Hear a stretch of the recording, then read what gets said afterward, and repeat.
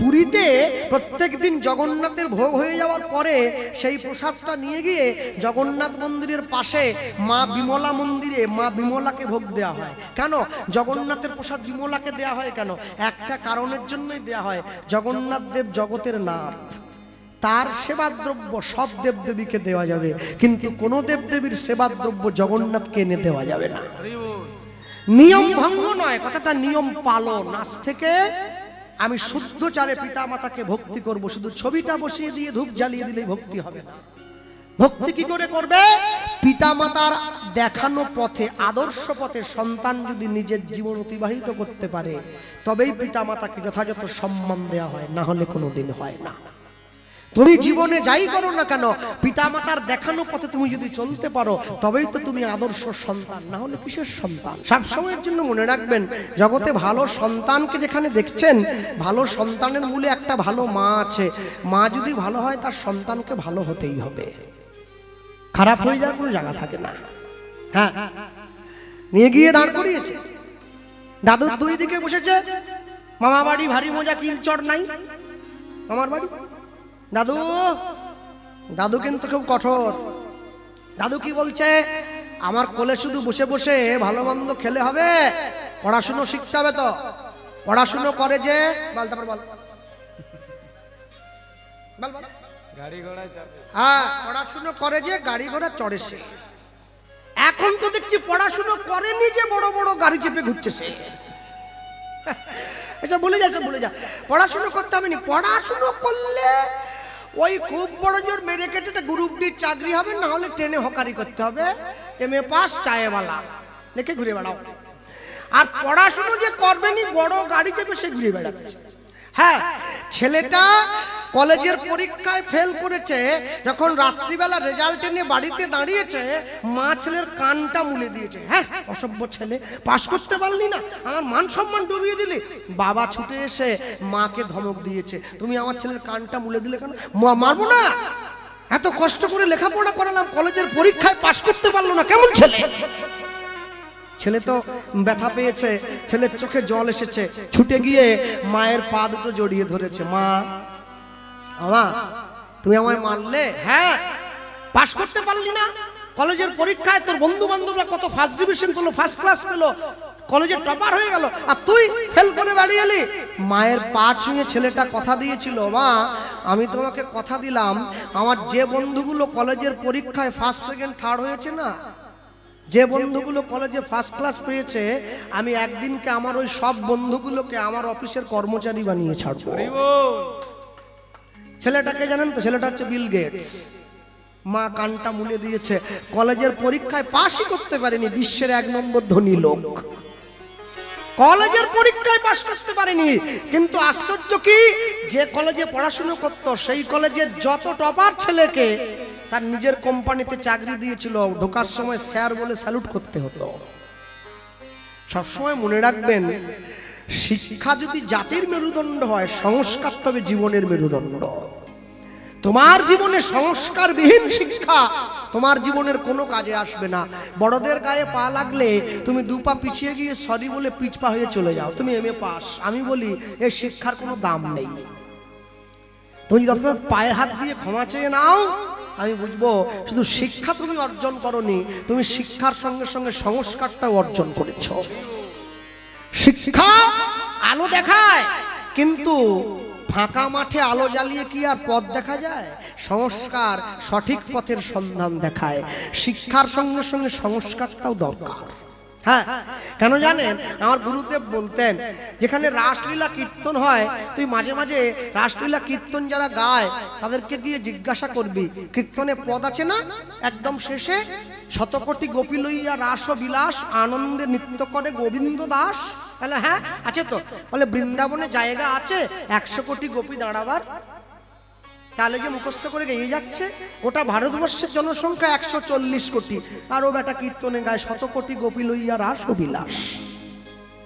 এ বৃন্দাবন সেই বৃন্দাবন নয়, এ হচ্ছে চিন্ময় বৃন্দাবন। যে বৃন্দাবনে 100 কোটি কেন, আরো বেশি গোপী দাঁড়িয়ে পড়লেও জায়গার কমতি হবে না। এই জায়গাটা হৃদয়ে ধরে তারপরে আস্বাদন করতে হবে। তো সংসারী মানুষ দুটো লীলা কীর্তন শুনবে না, একটা হচ্ছে রাস, একটা হচ্ছে নৌকা বিলাস। এই দুটো কীর্তন মানুষ শুনবে না। কেন শুনবে না? এই দুটো কীর্তনে মানুষের অধিকার নাই শুনবার মতো। যদি এই দুটো লীলা শুনতে গিয়ে কোনো রকম ভাবে সে নিজের দেহের দিকে কিছু মিশিয়ে নেয়, অপরাধের বোঝাটা অনেক বড় জায়গায় চলে যাবে, জীবনে কোনোদিন কমতি করা যাবে না। কৃষ্ণ বলরাম দুই দিকে গিয়ে বসেছে, দাদুর দুই দিকে। দাদু বলছে পড়াশুনো করতে হবে তো। কোথায় পড়াশুনো করব? আমাদের কুলগুরু আছে সন্দীপুনি মুনির আশ্রম অবন্তীনগরে, সেখানে গিয়ে পড়াশুনো করবে। আসতে জীবনের 4টে ধাপ ছিল, ব্রহ্মচর্য, গার্হস্থ্য, বানপ্রস্থ, সন্ন্যাস। 4টে ধাপ আগেকার দিনে ছিল। কখন ব্রহ্মচর্য? 10 বছর বয়স থেকে 25 বছর বয়স পর্যন্ত ব্রহ্মচর্য। কখন গার্হস্থ্য? 25 থেকে 45 পর্যন্ত গার্হস্থ্য বা সংসার জীবন। কখন বানপ্রস্থ? 45 থেকে 65 পর্যন্ত বানপ্রস্থ, 65 পরে সন্ন্যাস। ব্রহ্মচর্য 10 বছর থেকে 25 বছর পর্যন্ত। সব কথা ভেঙে বলতে পারবো না। তাকে ব্রহ্মচর্য বলে। ঊর্ধ্বলিঙ্গ ঊর্ধ্বজনী ঊর্ধ্বরতি হয়, ঊর্ধ্ব না হইলে জীবে যাবে জমালয়। পুরুষের লিঙ্গ হয় মস্তকের মণি, তা লইয়া খেলা করে দেবপদ্মজনী। শ্রীরাধিকা হয় তার প্রেমের মহাজন, সেই মানুষের বাড়ে ওজন, তাকে বলে মহাজন। এই হলো ব্রহ্মচর্য। গার্হস্থ্য ব্রহ্মচর্য পালনের পরে সংসারে ফিরে আসবে, 25 থেকে 45 বিবাহ করবে, নিজ স্ত্রীর দ্বারা সন্তান জন্ম দেবে, জগতের অপর স্ত্রীকে মা এবং বোনের চোখে দেখবে, নিজে কোনোদিন কারো ক্ষতি চাইবে না, কারো শত্রু হবে না, অপরের অমঙ্গল চাইবে না, ভগবানের চরণে ভক্তি রাখবে। সংসারী জীব, গার্হস্থ্য জীবন। বানপ্রস্থ 45 থেকে 65 গুরু দীক্ষা নেবে, জল ছেঁকে খাবে, নখ বড় রাখবে, দাড়ি বড় রাখবে, স্ত্রীর সঙ্গে বাক্যালাপ কম করবে, সংসারের মায়ায় জড়াবে না, গুরুদেবের চরণ চিন্তা করবে, নাম ভজনে সময় কাটাবে। বানপ্রস্থ 65 পরে সন্ন্যাস, সংসারের মায়া ত্যাগ করে জঙ্গলে চলে যাবে। জীবনের 4টি ধাপ। কৃষ্ণ বলরাম দুইজন যাচ্ছে গুরুদেবের আশ্রমে লেখাপড়া করার জন্য। আর ওই গুরুদেবের আশ্রমে কে আসছে? ওই গুরুদেবের আশ্রমে লেখাপড়া করার জন্য আসছে একদম সোজা সুদামা ব্রাহ্মণ। তাহলে গুরুদেবের আশ্রমে সুদামা ব্রাহ্মণ আসছে। সুদামার বাবার নাম হচ্ছে মাটুকা, আর মা হচ্ছে রকনা দেবী। তাদের গরিব ব্রাহ্মণের ছেলে এই সুদামা। হ্যাঁ, সুদামার বাড়ি কোথায়? সুদামার বাড়ি হচ্ছে বিদর্ভনগর। আর গুরুদেবের বাড়ি কোথায়? অবন্তীনগর। বিদর্ভনগরটা কোথায়? বিদর্ভনগর হচ্ছে বর্তমান গুজরাটের পূর্বাঞ্চল। আর অবন্তীনগরটা কোথায়? বর্তমান মধ্যপ্রদেশের উজ্জয়িনী। এই পূর্বাঞ্চল থেকে উজ্জয়িনী মানে সুদামার বাড়ি থেকে সন্দীপুনি মুনির বাড়ির দূরত্ব হচ্ছে 1630 কিলোমিটার। পায়ে হেঁটে যাচ্ছে পড়াশুনো করার জন্য। সন্দীপুনি সন্দীপুনি মুনির বাস, মুনির বাস।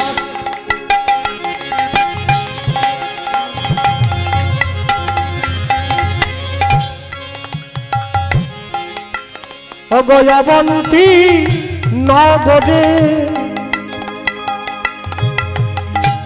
তথায় গিয়া রাম কানু দণ্ডবত করে।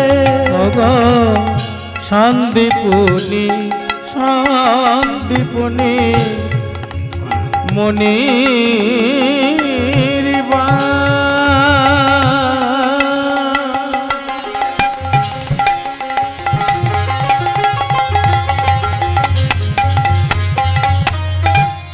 অগয়াবন্তী নগরে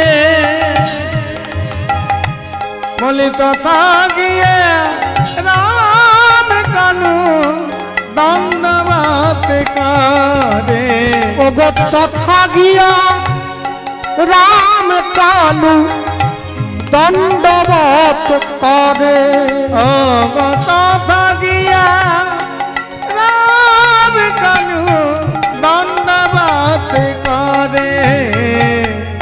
রামকৃষ্ণে দেখি মুনি আনন্দিত হইল।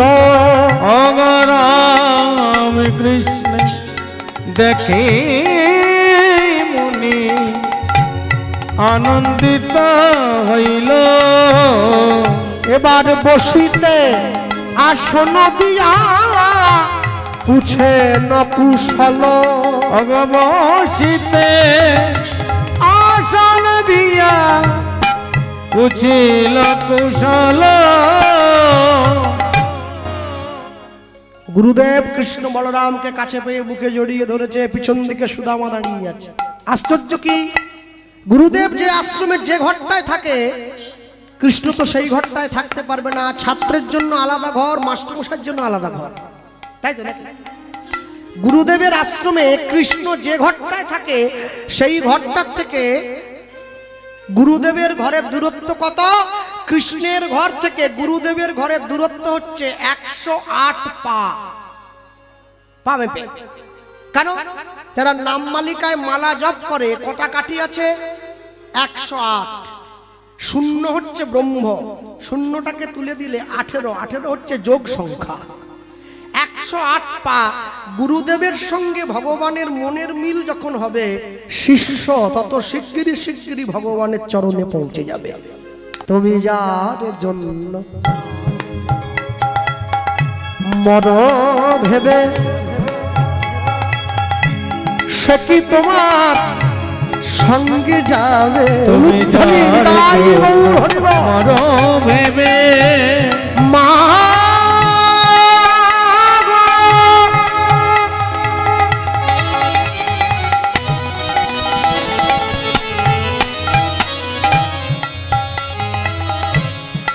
মা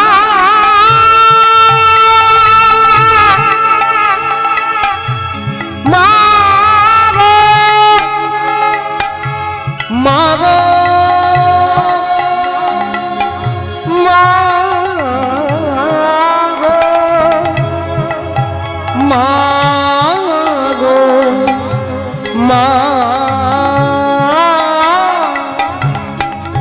তুমি যার জন্য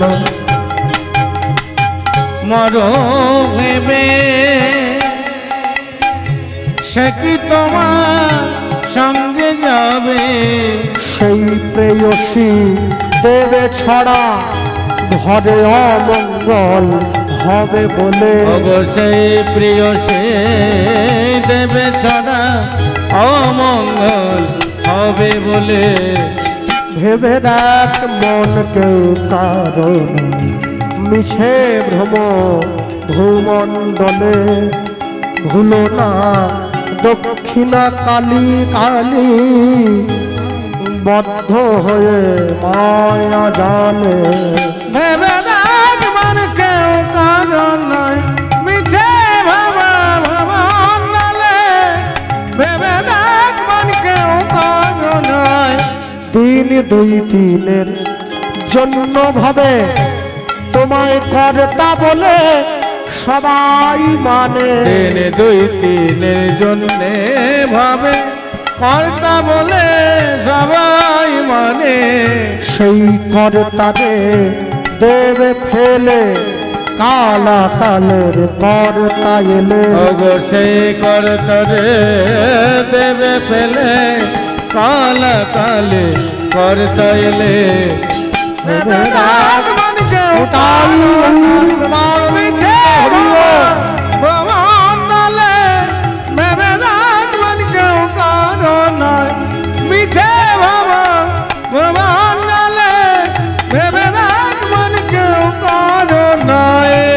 দেবী প্রবন্নারতি হরে প্রসীদ, প্রসীদ মাতর জগৎ-তিলস্য आभारभूतानि चन्द्राणि देवी षट्वाक्यधारिणी परमाप्रकृतिदात्री शक्ति परागौती प्रदायिनी आद्याशक्ति महामाये परमाशक्तिदायिनी।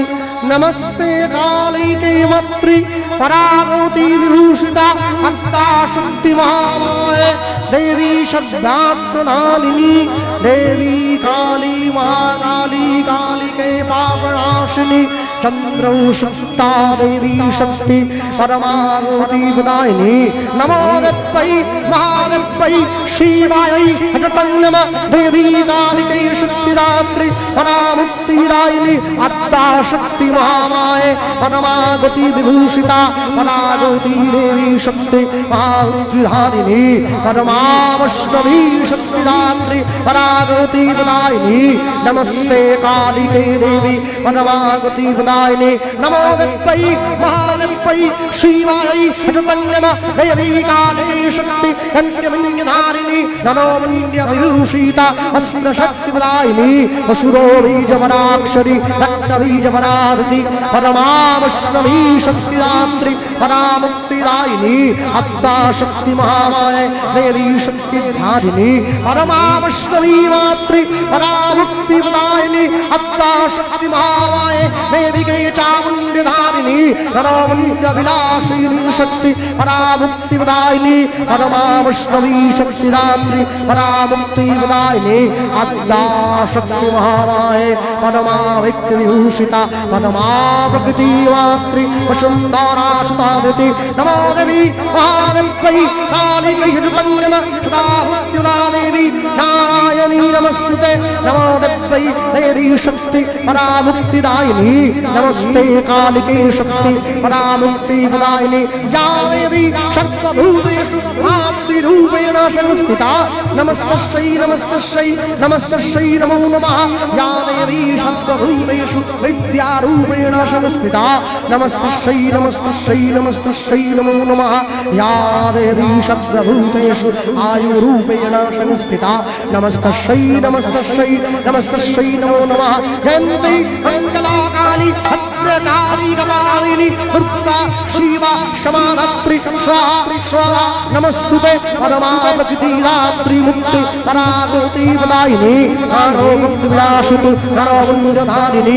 परमावैष्णवी मातृशक्ति देवी शक्ति विभूषिता अद्दा शक्ति महामाये देवी कालिकधारिणी काली काली महाकाली कालिके पापनाशिनी परमा प्रकृति शक्तिदात्री महादेवी नमस्तुते महामाया देवी शक्ति आद्यभूता शक्ति देवी देवी परागति प्रदायिनी नमस्ते कालिके शक्ति मुक्ति परागति प्रदायिनी अद्दा शक्ति महामाये नारायणी नमस्तुते अद्दा शक्ति महामाये नारायणी नमस्तुते अद्दा शक्ति महामाये नारायणी नमस्तुते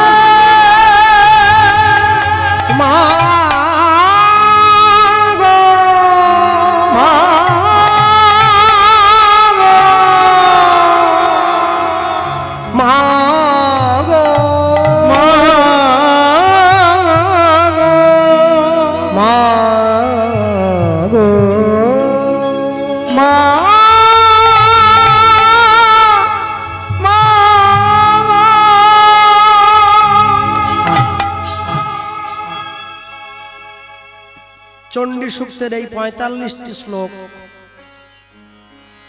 এই শ্লোক কটি মুখস্থ করতে আমার ৮ মাস সময় লেগেছে। শুধু মুখস্থ করলেই তো হবে না, সঠিক করে বলতে হবে, নাহলে ব্রাহ্মণরা ধরবে বাবা ভুল হয়ে গেল। তো তাই নয়, মুখস্থ করে বললেই শুধু হবে না, সুরের সঙ্গে বলতে হবে, বেসুরে বললেও হবে না।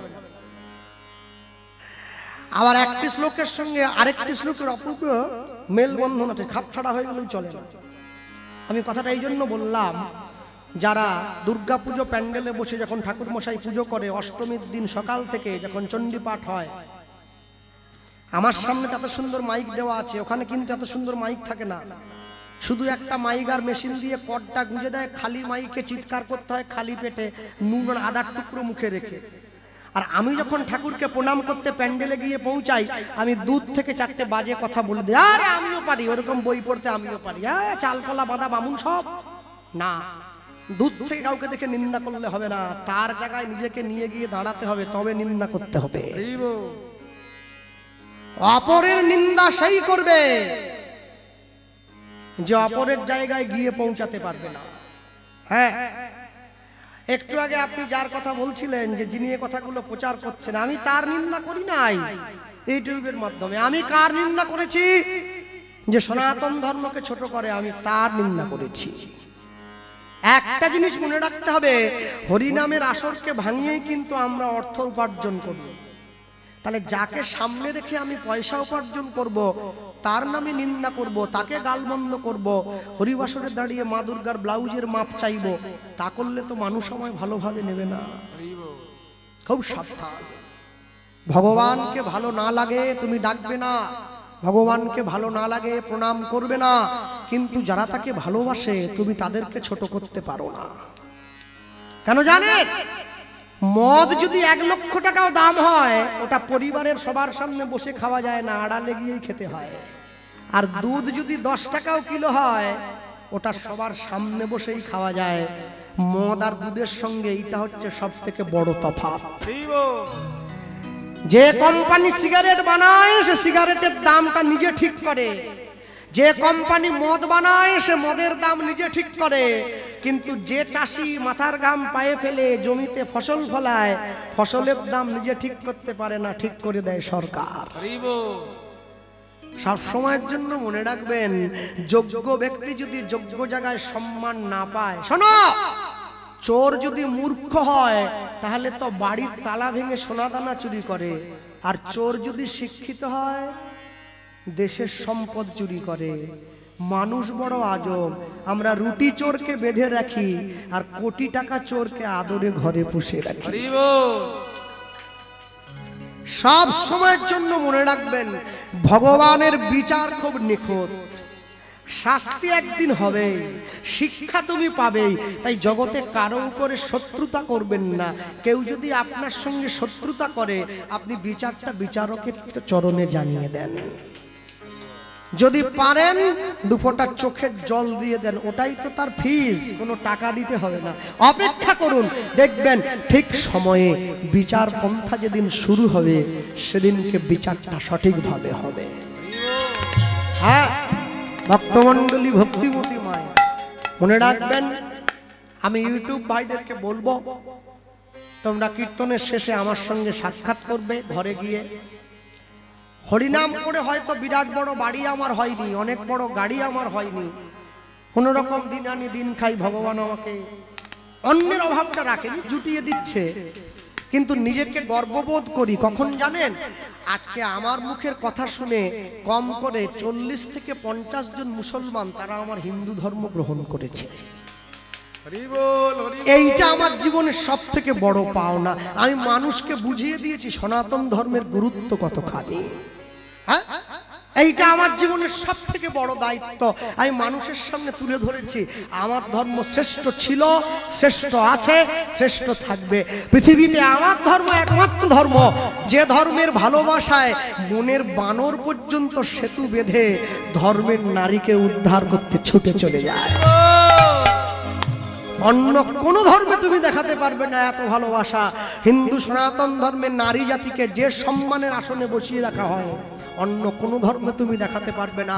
দুর্গা পূজায়, কুমারী পূজাতে মেয়েদেরকে মা বলে পুজো করা হয়, অন্য কোন ধর্মে তুমি দেখাতে পারবে না। শোনো, বাঙালি বাড়িতে জন্ম নিয়ে যারা অন্য ধর্মের ছেলে মেয়েদের প্রতি আসক্ত হচ্ছ, বাঙালি বাড়িতে জন্ম নিয়ে যারা যীশু খ্রিস্টের লুঙ্গি নিয়ে খাঁচাখাঁচি করছ, তাদের জীবনে চরম দুঃখ আছে, আজ না হোক কাল। হ্যাঁ, ছেলে মেয়ের জন্মদিনে মোমবাতি নেভাও কি গো, পারলে প্রদীপ জ্বালাও। ছেলে মেয়ের জন্মদিনে কেক কাটো কি, পারলে মিষ্টি বিলাও। তাকে তো সনাতন ধর্মের সংস্কার বলে বলা হয়। 4 বছরের ছোট ছেলে টিভির পর্দায় দাঁড়িয়ে বলে হাই হ্যালো ছাড়ো, হরে কৃষ্ণ বলো। এই ছোট বাচ্চা, এদের থেকে ছোট, কথা বলতে পারে না। কাকে বলছে? সারা ভারতবর্ষের শ্রেষ্ঠ গায়িকাদের মধ্যে একজন নেহা কাক্কর, তাকে বলছে হাই হ্যালো ছাড়ো, হরে কৃষ্ণ বলো। লোকে আমায় ভিডিওটা দাদা দেখো, 4 বছরের ছেলেকে ওর বাপ মা কি তালিম দিয়েছে, ও বলছে হাই হ্যালো ছাড়ো, হরে কৃষ্ণ। তুই আনন্দ পাচ্ছিস, তুই দুঃখ কর। বলে কেন? 4 বছরের ছেলে হরে কৃষ্ণ বলে। তোর দাদুর বয়স কত? বলে 80। তোর দাদু কি করে? বলে পাড়ার মোড়ে গিয়ে তাস খেলে। 4 বছরের ছেলে হরে কৃষ্ণ বলে, 80 বছরের বুড়ো তাস খেলে। সে বলে আমার এখনো অনেক বাকি আছে, আমি 100 পর্যন্ত যাব না। নবান্ন থেকে আমাকে মুখ্যমন্ত্রী লিখে দিয়েছে আমি 100 পর্যন্ত। ভগবান যেন ভগ্নিপতি হয়, লাফিয়ে পড়ে যাচ্ছে একবারে। মনে রাখবে, তুমি জীবনে যাই কিছু করো না কেন, চলে যাওয়ার সময় কিন্তু বিচারের খাতাটা খুলে নিয়ে বসতে হবে। পাপ করলে রাশি রাশি, ভোগ করে কি মাসি পিসি। কেউ তোমার অন্যায়ের ফল ভোগ করবে না, তোমার অন্যায়ের শাস্তি তোমাকে নিজেকেই নিতে হবে। কেন জানেন? সব সময়ের জন্য মনে রাখবেন, জগতে যাই কিছু করুন না কেন, মুসলমানদের ধর্মগুরু হযরত মুহাম্মদ সে তার মুসলিম ভাইদেরকে বলেছিলেন, আমি আল্লাহ নই, আল্লাহর দূত। খ্রিস্টানদের ভগবান যীশু খ্রিস্ট সে তার খ্রিস্টান ছেলে মেয়েদের বললেন, আমি ঈশ্বর নই, ঈশ্বরের সন্তান। কুরুক্ষেত্রের মাঠে গিয়ে ভগবান শ্রীকৃষ্ণ অর্জুনকে বললেন, আমি স্বয়ং ভগবান। কোর্টে গিয়ে দেখো, লাল কাপড়ে মোড়া বইটাতে হাত দিয়ে শপথ করে, যাহা বলিব সত্য বলিব, সত্য ছাড়া মিথ্যা বলিব না। ওটা কোরআন নয়, ওটা বাইবেল নয়, ওটা শ্রীমদ্ ভগবত গীতা। ভালো লাগুক আর না লাগুক রোজ খাবে তিতা, ইচ্ছা করুক আর না করুক রোজ পড়বে গীতা। জীবনে যাই পড়ো না কেন, কোনোদিন নিজের জীবনের অঙ্গটাকে ছেড়ে যেতে ভুলবে না, কোনোদিন নিজের জীবনের প্রকৃত আদর্শ থেকে পিছপা হবে না। বিবেকানন্দ বলেছিলেন, সত্যের জন্য সবকিছুকে ত্যাগ করা যায়, কোনো কিছুর বিনিময়ে সত্যকে ত্যাগ করা যায় না। লজ্জা করে না বাঙালির? একটা আস্ত রবীন্দ্রনাথকে পেয়েছে বাঙালি, বিবেকানন্দকে পেয়েছে, বিদ্যাসাগরকে পেয়েছে, বিনয় বাদল দীনেশকে পেয়েছে, সুভাষচন্দ্র বসুকে পেয়েছে, বামাখ্যাপাকে পেয়েছে, তৈলঙ্গ স্বামীকে পেয়েছে, চৈতন্য মহাপ্রভুকে পেয়েছে, রামকৃষ্ণ পরমহংসদেবকে পেয়েছে। তারপরেও ঘুম থেকে উঠে বলে গুড মর্নিং। মায়েদের মনে তো বড় দুঃখ, আমার ছেলে আমাকে মম বললো নি। মম মম, তোমার ভালোবাসা বড় কম। মম কিসের? মম কিসের? মম কিসের? হ্যাঁ, মা বলবে মা মা, বাবাকে বলে ড্যাড ড্যাড। ছেলে মেয়ে পড়াশোনা শিখে এসে বাপের ঘাট ধরে বাড়ির ড্যাড তুমি। হ্যাঁ কি ড্যাড? কি ড্যাড? কি বাবা বলবে? বাবা বাবা বলা অভ্যাস করাবে। হ্যাঁ, দুর্গাপুজো প্যান্ডেলে বাবা মায়ের সঙ্গে মেয়ে গিয়েছে ঠাকুর দেখতে, বড় মেয়ে, উচ্চ মাধ্যমিক মাধ্যমিক উচ্চ মাধ্যমিক পড়াশোনা করে। হ্যাঁ, গাড়ির থেকে নেমে ঠাকুর দেখতে প্যান্ডেলে ঢুকেছে, নিজের জামাটাকে শুধু নিচের দিকে টান। ওর মা ওকে বলে, আর টানিস নি রে, এরপর টানলে ছিঁড়ে যাবে।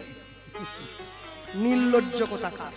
ঠাকুর দেখতে এসছিস, তুই কোন ধরনের পোশাক পরে আসতে হয় সে বোধ পর্যন্ত তোর নাই। তুমি বর্ধমান বুদবুদে বাড়ি তোমার, রাতের অন্ধকারে পাড়ার লোক যখন ঘুমিয়ে পড়ে, তুমি গলির মধ্যে মোবাইলের ফ্ল্যাশ লাইট জ্বেলে ছোট কাপড় জামা পরে রিলস ভিডিও বানাও। আর তুমি যখন রাস্তা দিয়ে হেঁটে যাও, তুমি মনে মনে ভাবো পাড়ার ছেলেগুলো আমাকে সম্মান দেবে, জীবনে দেবে না, কোনোদিন দেবে না। তোমার অসম্মানের ভাগীদার তুমি। তুমি নিজেকে ছোট জায়গায় নামিয়ে এনেছো। শোনো, রামচন্দ্রের সীতাকে রেখে দিয়ে বনবাসে চলে গিয়েছে। রাবণ যখন সীতাকে চুরি করে নিয়ে যায়, মা সীতা একটা করে গয়না ফেলতে ফেলতে গেছে। হনুমান আর লক্ষণ ছুটে যাচ্ছে। লক্ষণ ছুটে গিয়ে সীতার চরণের নুপুরটা কুড়িয়ে বলছে, দাদা এইটা দেখো মা সীতার চরণের নুপুর। হাতের চুড়িটা নিয়ে বলছে, দাদা এইটা মা সীতার হাতের চুড়ি। যখন নাকচাবিটা কুড়িয়ে পেয়েছে, রামচন্দ্র বলছে, লক্ষণ এটা কার? বলে, বলতে পারবো না সঠিক করে। কেন? বলে, সীতাকে আমি বৌদির চোখে দেখি নাই, মায়ের চোখে দেখেছি। সন্তান কোনোদিন মায়ের চোখের দিকে তাকিয়ে কথা বলে না, পায়ের দিকে তাকিয়ে কথা বলেছি। মুখটা তো দেখেই নাই, কি করে বলবো নাকচাবিটা কার? এই হচ্ছে ভারতবর্ষের শিক্ষা, এই হচ্ছে ভারতবর্ষের শিক্ষা। সোমবার, রবিবার, রবি, সোম, মঙ্গল, বুধ, বৃহস্পতি, শুক্র, শনি, সপ্তাহে 7 দিন। আবিষ্কার করেছে কারা? ভারতবর্ষের মুনি ঋষিগণ। কই এত বিজ্ঞান উন্নত হয়েছে, একটা এক্সট্রা দিন বাড়িয়ে দেখাতে বলো তো। রবিবারের পরে দিন থাকবে একটা। দশমিক থেকে শূন্যের আবিষ্কার কারা করেছে? ভারতবর্ষের গণিতিকরা। অপারেশন কারা করেছে? ভারতবর্ষের মুনি ঋষিগণ। মনে রাখবেন, সারা বিশ্ব যখন নিরক্ষর ছিল, তখন ভারতবর্ষের মানুষ বেদ লিখেছিল। ভারতবর্ষ এমনই এক দেশ, ইংরেজ যখন ভারত থেকে চলে যায় না, শুধু সোনা নিয়ে গেছে 800 জাহাজ। 800 জাহাজ সোনা নিয়ে গেছে। ইতিহাসের পাতা খুলে দেখবেন। তারপরেও আমরা বেঁচে আছি কেন জানেন? আমাদের সংস্কার আমাদের বাঁচিয়ে রেখে দিয়েছে, আমাদের ধর্মীয় চেতনা আমাদের বাঁচিয়ে রেখে দিয়েছে। নিজের বাড়ির ছেলে মেয়েদের শেখান। আর দাদু ঠাকুমাগুলো হয়েছে তেমনি, জীবনে ভগবানের নাম শোনেনি, জীবনে গুরু দীক্ষা নেয়নি। নাতনি যখন ঠাকুমার পায়ে হাত দিয়ে প্রণাম করে ও আশীর্বাদের ভাষা পায়নি, নাতনিকে আশীর্বাদ করে, তুই 100 ছেলের মা হবি, শালা একটা নিয়ে পারেনি, পাড়া জ্বালিয়ে দিচ্ছে। হ্যাঁ, আশীর্বাদ হইল? আশীর্বাদ অভিশাপ, অভিশাপ। আশীর্বাদ করবে, সত্য কহিবি, বিনয়ী হইবি, না করিবি পরধনে আস, ইথে যদি মুক্তি না মিলে তো জামিন রইল তুলসী দাস। সুদামা কৃষ্ণের কাছে গিয়ে বসেছে, কৃষ্ণের আশীর্বাদে সুদামার পর্ণকুটির সোনার ঘরে পরিণত হলো, বিরাট বড় বাড়ি হয়েছে। স্ত্রী গরিব ছিল, ধনী হলো, গোটা গায়ে স্বর্ণ অলংকার। ঘরে ফিরে এসেছে, ঘরে ফিরে এসে ভগবানকে বলছে, বাঁশি নিয়ে দাঁড়িয়ে আছে ভগবান, ভগবানকে বলছে, তোকে তো আমি এমনি এমনি দেখবো না, রাধারানীকে বামে নিয়ে দাঁড়াতে হবে তো আমি দেখবো। হ্যাঁ, আমি মিলন রাসে গিয়ে করে শয়নে দিয়ে দেব, কালকে সকালবেলা যিনি গান গাইবেন তিনি ভগবানকে ঘুম থেকে তুলবেন। আরেকটা কথা আমি প্রসঙ্গে বলে রাখি, আপনাদের এদিকে কীর্তনে কুঞ্জবর্ণন গান হলে আমি শুনি যারা কুঞ্জবর্ণন গান করে তারা নাকি সাপ নিয়ে আসে সঙ্গে। আগে জ্যান্ত আনতো, কামড় খেয়ে মরে যাবে বলে এখন প্লাস্টিকের নিয়ে আসে। এখন আমাকে অনেকে বলেছে, গোপালবাবু এই বর্ধমান, বীরভূম, টিরভূম, ঝাড়খণ্ড, টাড়খণ্ডের দিকে কুঞ্জবর্ণন গান করতে গেলে আপনাকে একটা সাপ পুষতে হবে, জ্যান্ত সাপ, খরিস খরিস। তা আমি চিন্তা করলাম কীর্তনে সাপ কি হবে, আমি তো জীবনে এতদিন কীর্তন গাইছি, সাপ শুনি নাই কোনোদিন। তারপরে আমার মায়ের সঙ্গে আলোচনা করলাম, আমার মা বলল, বাবা তাহলে যদি কুঞ্জবর্ণনে সাপ লাগে তাহলে যারা রাস কীর্তন গায় ওদেরকে বলবি একটা ষাঁড় নিয়ে যাবে। রাসের শিব এসেছিল না, শিবের বাহনকে ষাঁড়। তাই বায়না করার সময় কমিটি বলে দেবে, আপনি মারুতির উপরে করে ষাঁড় একটা বেঁধে আনবেন, ষাঁড়ের উপরে চেপে এবার কীর্তন গাইবে। কীর্তন কি দিন এলো, আহা হা, যে দেশেতে এলো গোরা, এলো গোরা, বদলে গেল দেশের সব নিয়ম ধারা, নিয়ম ধারা। এবার দেখি শাড়ি ছেড়ে বাংলার মা বোনেরা সব ছেঁড়া ফাটা প্যান্ট পরা, ছেঁড়া ফাটা প্যান্ট পরা। বল হায় রে হিন্দুর হবে কি, হায় রে হিন্দুর হবে কি।